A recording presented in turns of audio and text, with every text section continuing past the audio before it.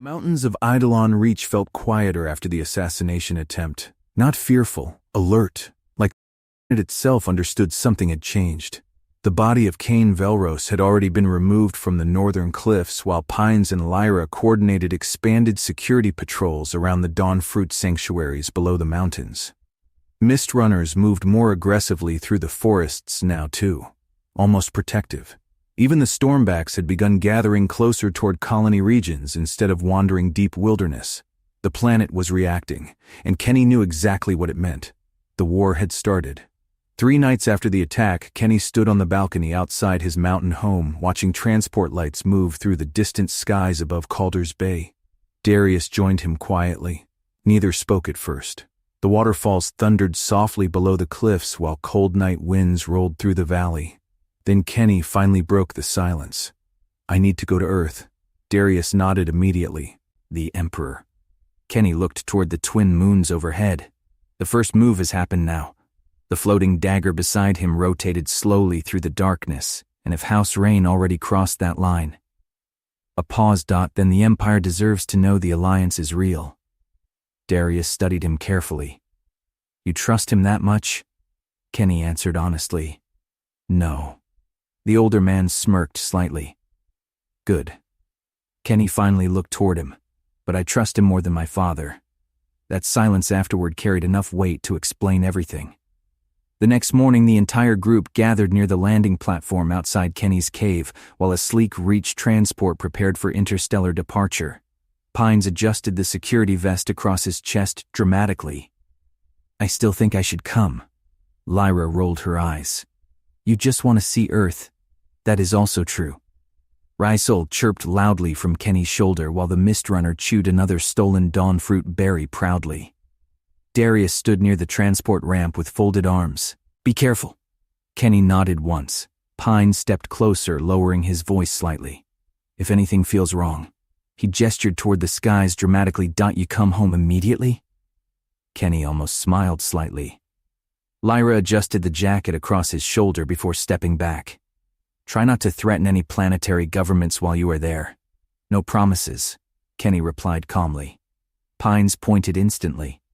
"See? That right there is growth." The transport doors finally opened fully. Kenny looked toward all of them one last time. His people, his family, not by blood, by choice. Then he boarded the ship. Earth looked overwhelming from orbit.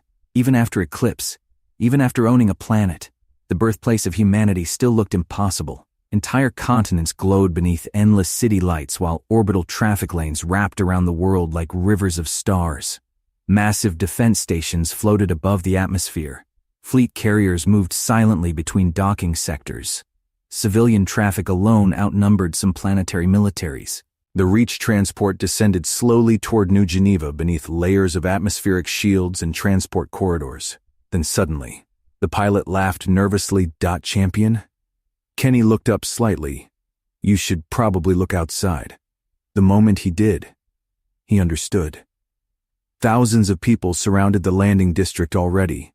News drones filled the skies. Massive holographic billboards displayed his face across nearby towers. Crowds packed every surrounding platform screaming his name.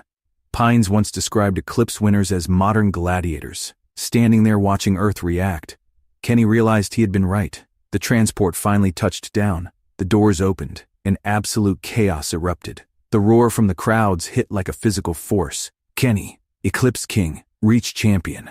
Flashes exploded from thousands of drones while security forces struggled containing the crowd surges surrounding the landing zone. Kenny stepped down calmly into the madness. Immediately people surged toward him. Women screaming his name, journalists trying to force questions through the crowd, people reaching desperately just to touch him.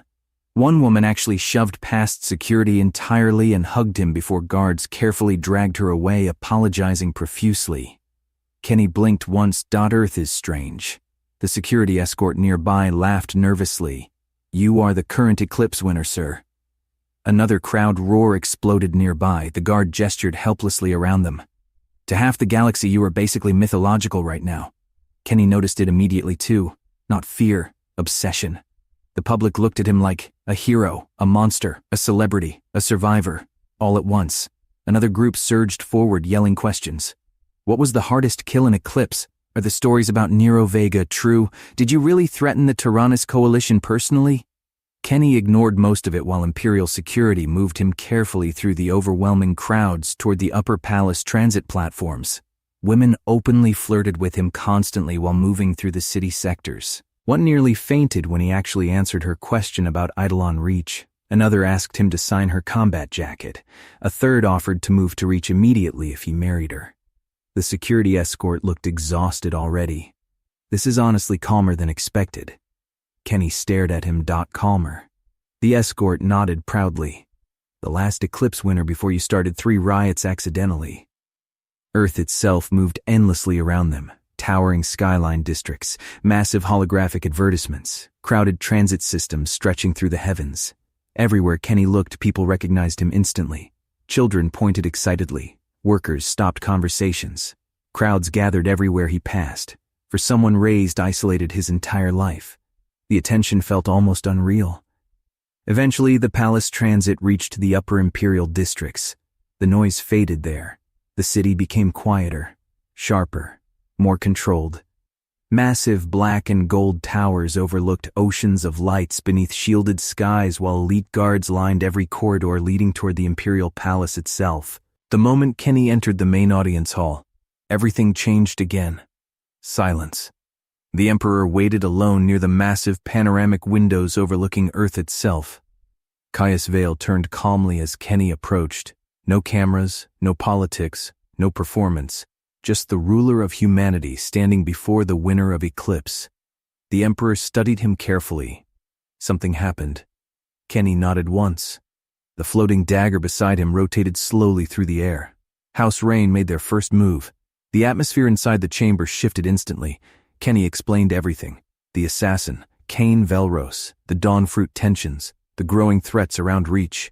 The Emperor listened silently throughout all of it, then finally asked, "You are certain Velros belonged to Cassian?" Darius identified him personally. Silence. The Emperor slowly walked toward the giant windows overlooking Earth below, then quietly said, "So the first drop of water has fallen." Kenny looked toward him. "The floor is open now." The ruler of humanity turned slowly. For several moments, neither spoke, because both understood the truth now. There would be no peaceful ending with House Rain anymore. The war had already begun, just quietly. The Emperor eventually stepped toward Kenny directly, then unexpectedly. He extended one arm across his chest. Not politically, ritually, ancient. Kenny recognized the gesture immediately. Old frontier war oath traditions, rarely used anymore, only between leaders preparing for irreversible conflict. The Emperor spoke quietly. "Then let this alliance become sacred." The chamber quieted completely. Kenny stared at the offered arm for several long seconds. Then finally, he mirrored the gesture. The two clasped forearms firmly. The Emperor's voice lowered. "By Earth and Reach." Kenny answered calmly. "By blood and war." The oath sealed. Not publicly, not politically, personally. And somewhere beyond the stars, the future of human space shifted forever in silence.